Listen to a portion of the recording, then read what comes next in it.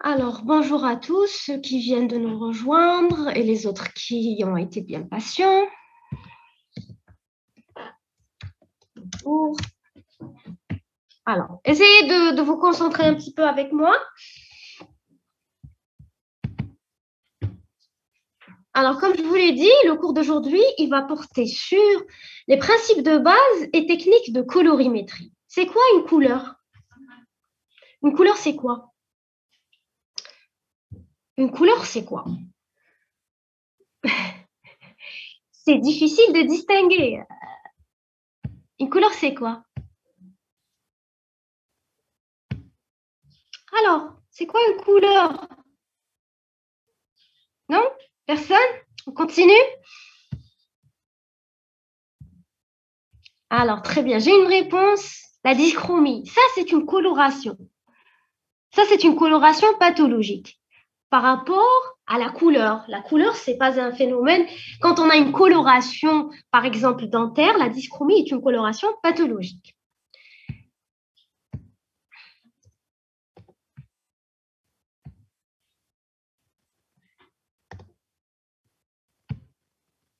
Alors, la couleur, c'est une perception visuelle de la répartition spectrale de la lumière visible. Vous avez fait en physique le mawchour.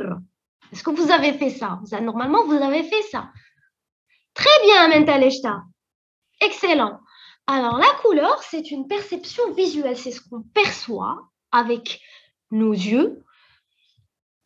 On perçoit la lumière, mais la répartition spectrale de la lumière, parce que la lumière blanche, elle se répartit en différents spectres lumineux. Alors, cette couleur, on a différentes descriptions de la couleur. Alors, les filles, jaune pâle, rose pâle, bleu roi. Généralement, les filles, elles sont très, très dans la couleur. On est dans le prune, Donc, ça dépend. La perception, elle dépend d'un individu à un autre. Donc, beaucoup plus subtil pour ceux qui font les beaux-arts. Ils ont une meilleure perception de la couleur, de la lumière, parce qu'ils étudient les différentes réflexions lumineuses, les différents tons. Nous, on reste assez basique.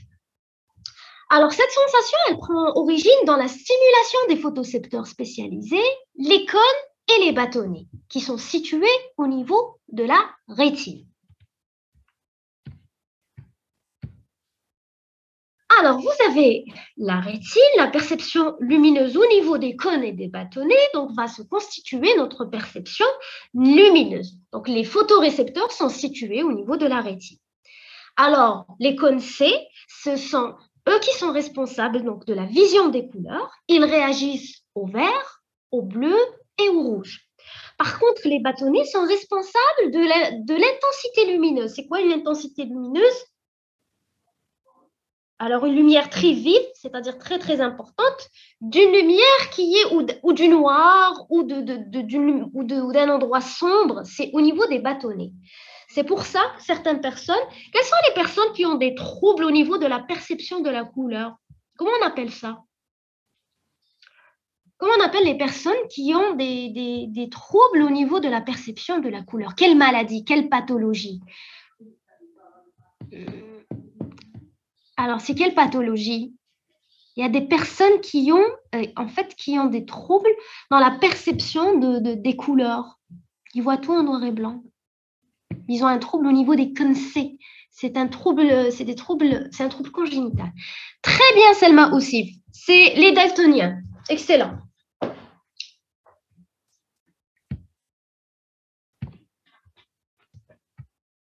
On continue. Vous allez me dire oui, mais quel est le rapport avec les dents? Alors, tout a un rapport. Pour comprendre un phénomène, pour appliquer ce phénomène à la dentisterie, il faut le comprendre d'une façon générale et globale. Alors, la couleur, c'est une perception visuelle de la répartition spectrale, comme je vous l'ai dit. On a différents types de perceptions. Maintenant, cette couleur, elle est caractérisée par des paramètres. Alors, quels sont ces paramètres qui définissent la couleur? Vous avez la teinte ou la tonalité chromatique, la saturation et la luminosité. On va les définir. Alors, la couleur, vous avez la teinte, la saturation et la chromaticité. Alors, la teinte, c'est quoi? La teinte ou la tonalité chromatique, c'est la qualité par laquelle nous allons distinguer une famille de couleurs d'une autre. Nous, en dentaire, on va distinguer le A1 du A2, du B2, du C. On va voir ça dans la suite du cours. Alors, cette teinte, elle représente la longueur d'onde qui est majoritairement réfléchie par l'objet. La teinte, elle correspond aux différentes sensations colorées, comme le bleu, le vert, le jaune et le rouge. Donc, la teinte dominante au niveau des dents, c'est une teinte jaune, jaunâtre, jaune orangé. Donc, mais elle peut aller vers le rouge ou vers le jaune. Ça dépend. En fait, plus le paramètre qui distingue, vous avez tendance à dire, oui, vous m'avez dit, mais les dents jaunes sont plus blanches. Non, elles sont plus lumineuses. Et les dents âgées, elles sont moins lumineuses. Donc, vous aurez une perception de la couleur qui est différente, une perception de la teinte qui est différente en fonction de la luminosité de la dent. Donc, comme je vous ai dit, la teinte, c'est le A1, le A2, le B2, le B3, voilà. Alors, la saturation, c'est la qualité de la couleur. En fait, c'est la qualité la qualité par laquelle nous allons distinguer une couleur vive, c'est-à-dire avec beaucoup de pigments, d'une couleur pâle où il y a une moindre quantité de pigments.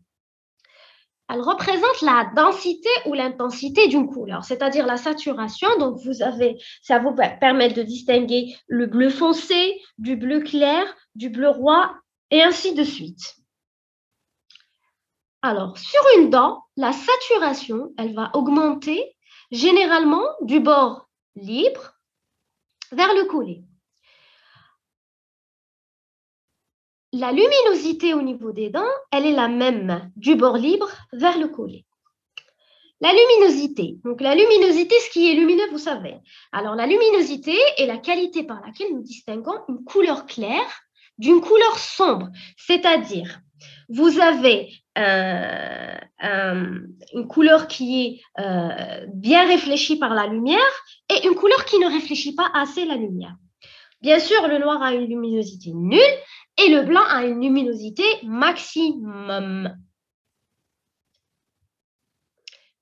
Alors, comment apprécier la luminosité d'une dent?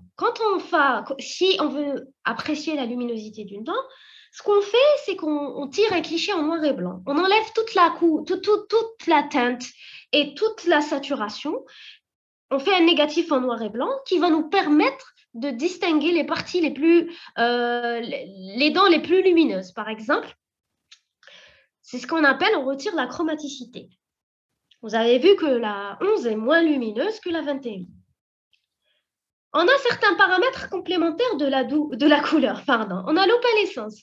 L'opalescence, c'est la propriété optique, donc des tissus durs qui caractérisent leur capacité à transmettre sélectivement certaines longueurs de lumière blanche et de réfléchir les autres. C'est-à-dire, l'opalescence, donc c'est une propriété où on a certaines longueurs d'onde qui vont être réfléchies et certaines longueurs d'onde qui vont être absorbées.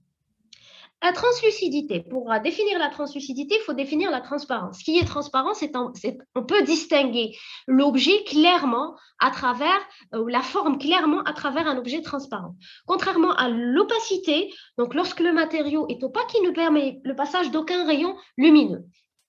La translucidité, en fait, ce qui est translucide, c'est qu'on peut voir la forme de l'objet, mais on peut le distinguer clairement sans voir les détails. C'est ça ce qui veut dire translucide.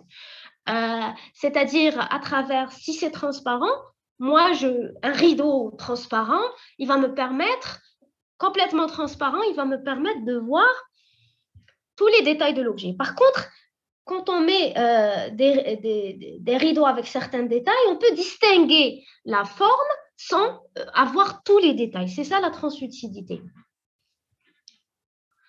Alors, sur une dent, la translucidité, elle augmente du collé vers le bord libre. Vous avez vu au niveau du bord libre, on a une translucidité qui est maximale. Alors, la fluorescence. En fait, la fluorescence, cette propriété, vous ne pouvez pas la voir à l'œil nu.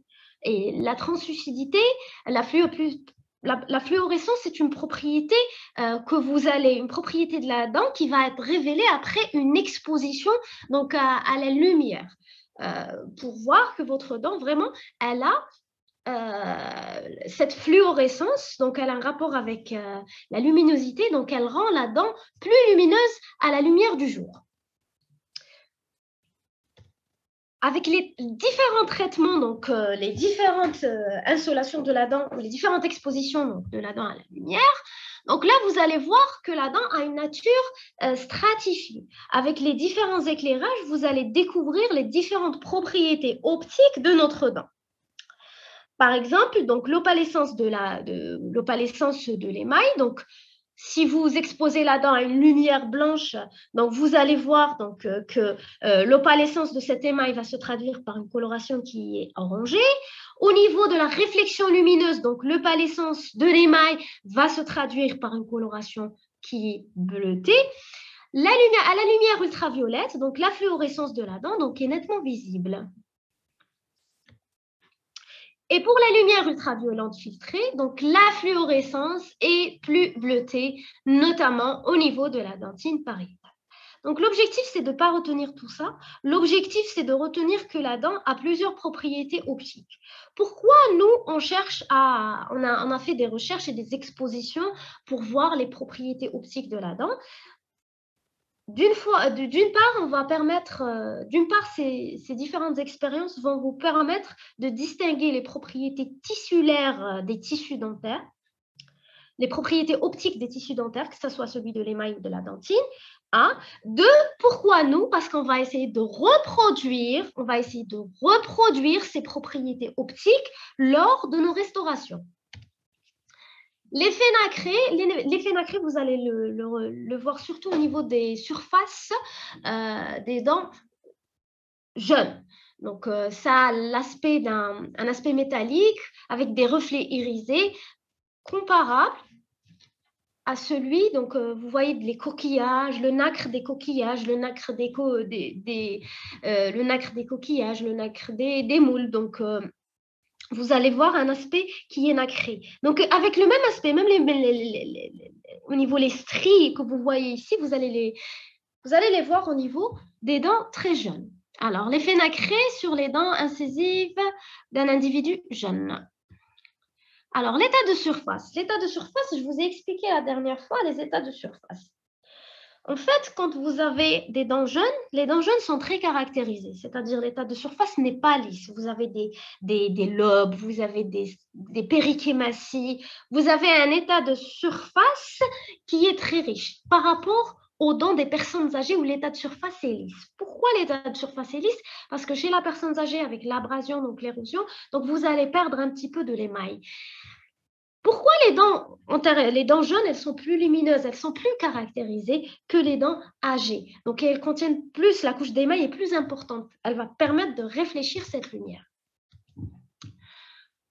Alors, comme je vous l'ai expliqué, plus une surface est rugueuse, plus la lumière est réfléchie, donc elle entraîne un état de surface brillant et lumineux. Les dents lisses, plus âgées, donc le rayon incident, il va donner naissance à un seul rayon unique, ce qui diminue la luminosité de la dent.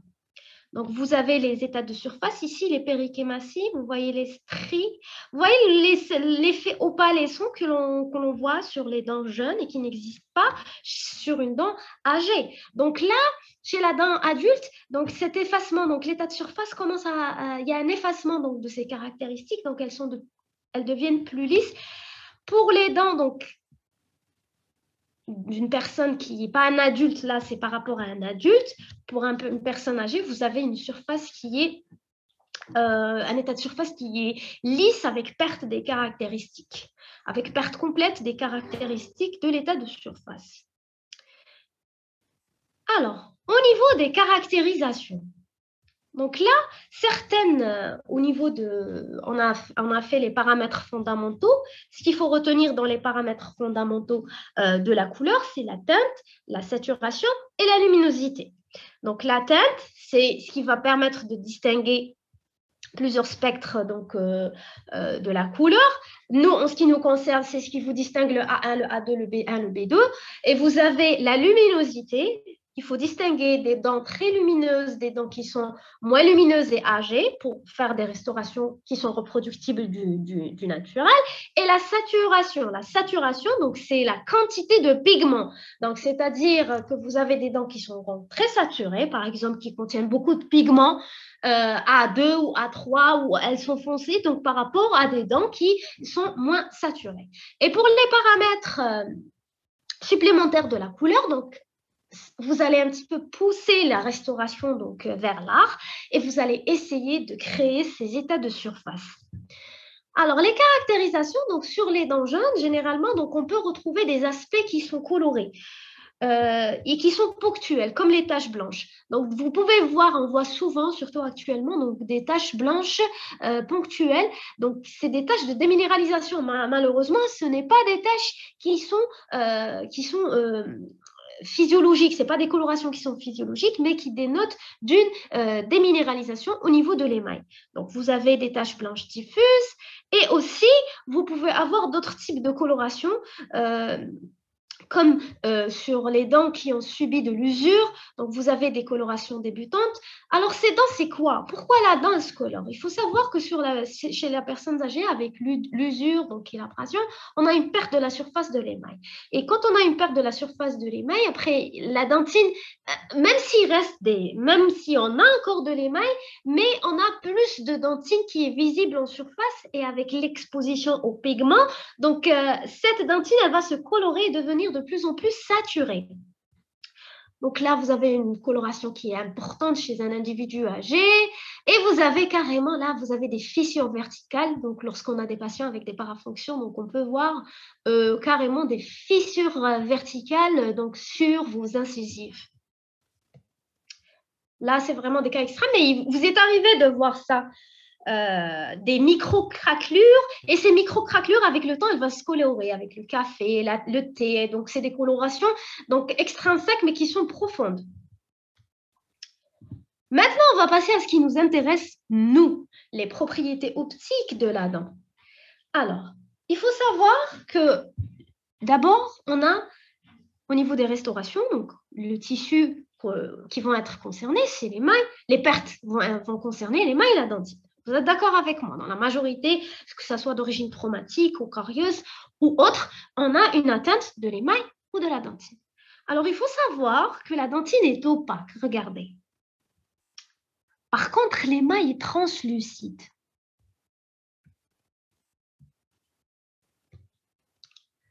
La couleur de la dent, comme je vous l'ai dit, elle va être déterminée par l'émail, la dentine et le sément. Le sément, il ne rentre pas en grande considération. Alors, c'est la situation et la composition de ces tissus qui va définir le comportement optique de la dent. L'émail est en surface et la dentine, on a l'émail, la jonction amylodentinaire et la dentine. L'émail est un tissu translucide. Il n'est pas coloré, d'accord? L'émail est un tissu translucide. Qu'est-ce que vous pouvez choisir pour les teintes émail? Vous pouvez choisir la translucidité, c'est tout. Par contre, la dentine est plus opaque. C'est elle qui va déterminer la teinte et la saturation de la dent. Alors, en ce qui concerne donc, la translucidité de l'émail, il y a une classification qui a été proposée par Yamamoto. Alors, cette classification donc, comprend 3 types. Vous avez le type A, le type B et le type C. C'est une classification des différents types de translucidité. Vous avez une translucidité qui sera répartie sur l'ensemble de la face vestibulaire, une translucidité qui sera localisée à la région incisale et une translucidité qui sera localisée dans la région incisale et sur les surfaces proximales. C'est à vous d'observer la dent adjacente et de déterminer les différents types. Donc là, vous avez une translucidité qui est répartie sur l'ensemble de la surface vestibulaire. Là, vous avez plus une translucidité au niveau incisal et là, vous avez une translucidité localisée au niveau de la région incisale et sur les faces proximales. Alors, sur les faces proximales, la camarade qui a assisté, elle m'a dit, c'est quoi les lignes de transition? Les lignes de transition, c'est les lignes de réflexion donc, de la lumière. Vous regardez ici, voilà les lignes de transition. Donc, d'abord, c'est une transition anatomique entre une partie qui est convexe, très convexe, et une partie qui l'est moins, et une partie qui est très, très lumineuse au niveau de la dent.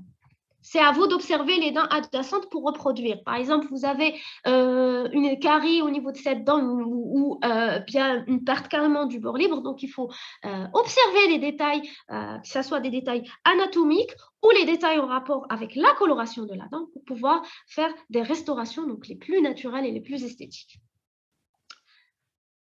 Alors, quand on observe donc sur une coupe par usure d'une dent, on remarque que la dent est plus saturée. Cette saturation, elle va du centre vers l'extérieur. C'est-à-dire, plus on avance vers l'extérieur, la saturation, elle diminue. D'accord?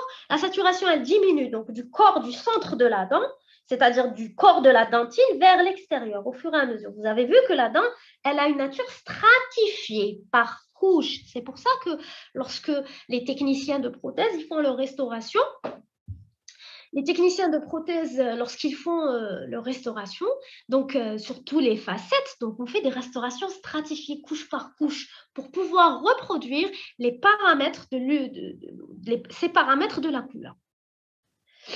Alors, la transparence se situe toujours en sous-couche de l'émail de surface. Donc, elle joue le rôle de conducteur de la lumière. Bien sûr, qu'est-ce qui conduit la lumière? La lumière, elle circule sous l'émail. Maintenant, nous, comment on va déterminer donc, cette couleur au niveau de notre dent? Alors, vous avez différents types de techniques. Vous avez la technique simple dont vous disposez, c'est le relevé visuel, c'est-à-dire vos yeux. Alors, ce relevé visuel, donc vous allez comparer la dent adjacente à la restauration, donc la dent adjacente, avec la dent sur laquelle vous devez faire la restauration. Vous allez essayer de reproduire ce que vous allez observer donc, sur la dent adjacente. Qu'est-ce que je vais observer? Je vais observer d'abord, je vais essayer de déterminer la teinte, je vais essayer de déterminer la luminosité, je vais aussi voir la forme, bien sûr. Donc là, le protocole qui va vous amener au choix de la couleur finale donc, sera variable en fonction donc, de la marque et du teintier utilisé. Alors, vous pouvez déterminer donc, la couleur avec un masque gingival. Voilà le masque gingival, c'est-à-dire vous avez des teintiers. Pourquoi on détermine avec... Pourquoi le masque gingival est très important? Parce que le masque gingival, donc, si vous prenez un teintier métallique, là, vous n'allez pas avoir un contraste entre le rose et le blanc. Par contre, avec le masque gingival, vous allez mieux voir ce contraste. Et donc, vous aurez une détermination plus précise de votre teinte. Alors, vous avez différents types de teintiers. Vous avez des teintiers construits par groupe de dents, donc par groupe de teintes, pardon. Vous avez des teintiers construits par groupe de teintes, le B1, le A1, le D1. Vous avez des teintiers en fonction donc, des tissus. Vous avez les teintiers donc, qui contiennent donc, des teintes pour la dentine et aussi l'émail pour reproduire cette translucidité de l'émail.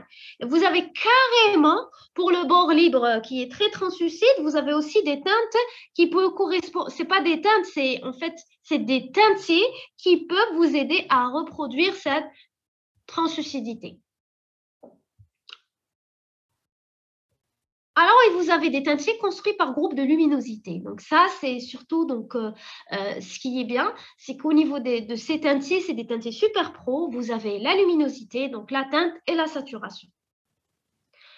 Autre aussi technique, c'est que c'est une technique que je vous conseille d'utiliser. Donc, c'est que si vous avez un doute, vous prenez la teinte de composite qui vous semble le plus adéquate. Donc, et vous la collez au niveau de la dent, vous la polymérisez. Donc, et vous voyez si elle s'adapte donc à votre dent naturelle. Alors, le relevé visuel, on a vu. On a des teintiers, un groupe de teintiers, donc et on compare. Vous avez le relevé visuel assisté. Afin d'améliorer cette précision et la fiabilité des relevés visuels, en fait, certains fabricants mettent au point des outils qui vont vous permettre de vous assister dans le choix de votre couleur.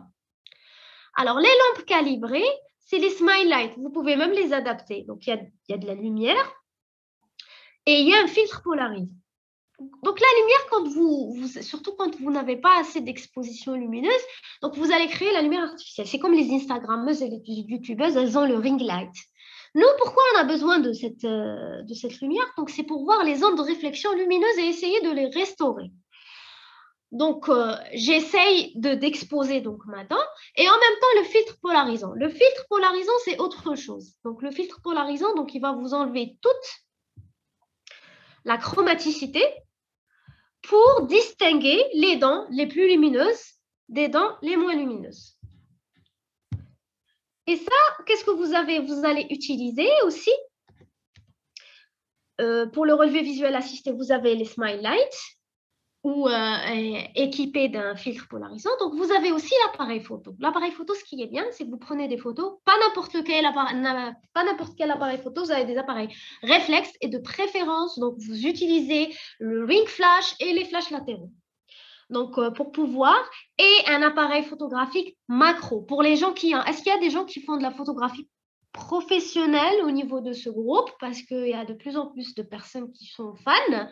Donc, appareil photo, réflexe, pro, macro. Macro, pourquoi? Parce que nous, on est au niveau de la dent. On ne cherche pas à faire des portraits. On cherche à voir les caractéristiques de notre dent, que ce soit les caractéristiques qui sont en rapport avec la forme ou avec la couleur de la dent. Pardon. Vous avez les relevés instrumentaux. Alors, le relevé instrumental, il faut avoir un équipement spécialisé. Donc, soit un colorimètre ou des spectrophotomètres ou carrément à l'aide d'une caméra optique intraorale et d'un logiciel. Donc, là, vous avez le spectrophotomètre qui va enregistrer donc, les paramètres de votre couleur. Vous avez là un autre spectrophotomètre avec une caméra vidéo d'acquisition. Donc, c'est des outils très performants. Vous avez les caméras optiques intraorales, donc avec un logiciel de traitement donc, de l'image et de la couleur. Alors, comment je vais choisir la couleur?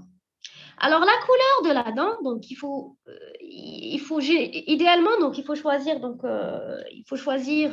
la teinte lorsque à la lumière naturelle. Le sialytique est une lumière donc qui est parasite, donc elle va vous fausser. Aussi, bon, il y en a qui vous disent lorsque la position du soleil entre midi et 3 heures, mais c'est très, très difficile à réaliser. Il faut aussi, donc, c'est pour ça qu'on a recours, je vous ai dit, dans les cabinets qui sont sombres, où il n'y a pas un éclairage, on va utiliser des appareils photo avec des ring flash et des flashs latéraux, ou bien on utilise aussi donc, les lampes calibrées. Donc aussi, il faut éviter tout ce qui risque de parasiter votre choix. Tout ce qui risque de parasiter le choix de votre couleur, c'est-à-dire les couleurs foncées, le rouge à lèvres. Ne déterminez jamais une teinte avec le rouge à lèvres, avec les écharpes rouges. Donc, il faut, même votre cabinet, il ne faut jamais le peindre avec des couleurs qui sont très vives. Il faut toujours choisir des couleurs neutres.